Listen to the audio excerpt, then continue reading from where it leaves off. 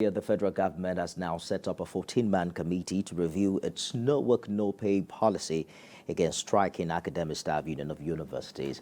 We're joined now by the former national moderator of Civil Society Action Coalition on Education for All, Kabiru Aliyu, who joins us to talk more on this development. Mr. Aliyu, talk to us about your stance on the no work, no pay policy.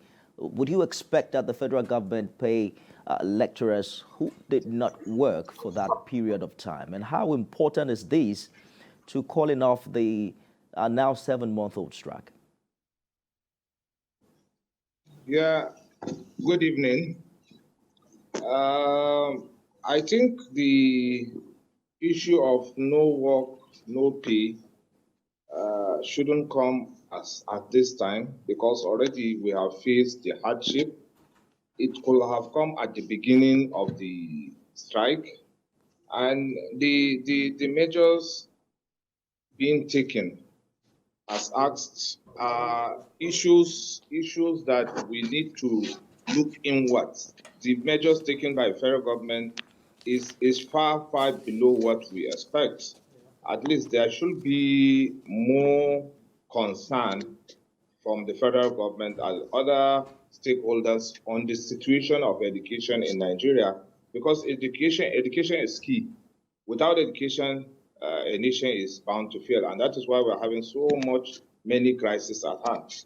So the issue of no work, no pay is just like what we say, medicine after death, because these are issues that need to be resolved, and these are issues that need to be discussed before taking this measure. There are other people who are not even as good as the lecturers, but you see no measures.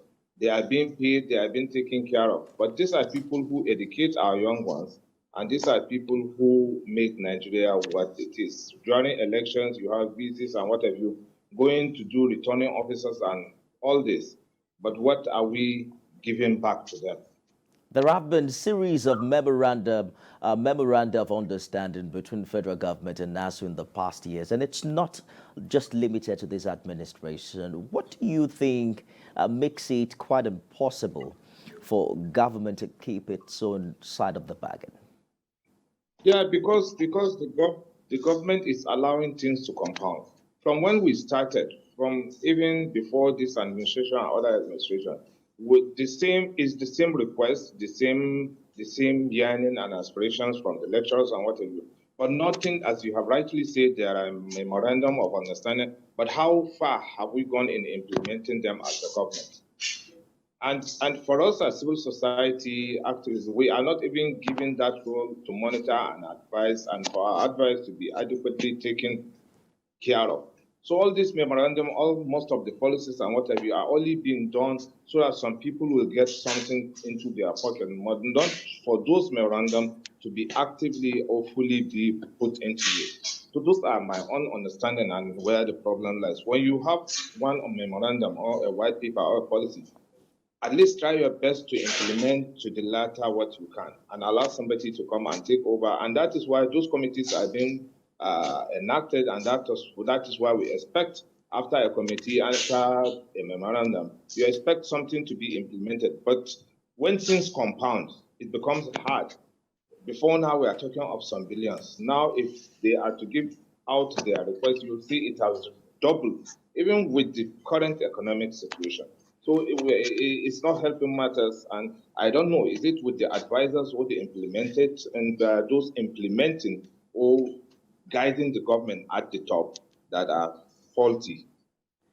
Is there a sense to which you think that lecturers might have to reconsider, particularly when you look at the effect of a prolonged strike on the students, the economy, and even the reputation of the nation's universities themselves?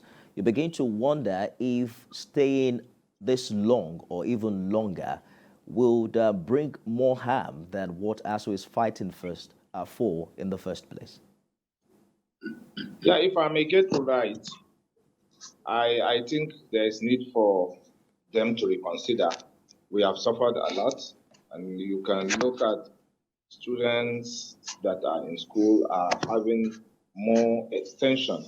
And we're already faced with so many challenges: insecurity, economic meltdown, and what have you. So I think it is good for them to reconsider.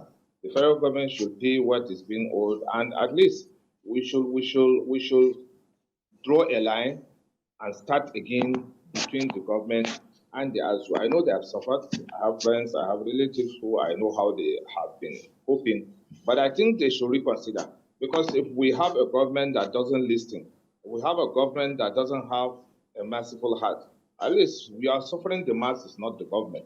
So that is why we should look inwards and know the type of leaders we elect and the type of leaders we'll put in position so that they will have the hearts of humanity with them. Former National Moderator, Civil Society Action Coalition on Education for All, Kabiru Aliyu, thank you for talking to us on the news tonight. Thank you very much.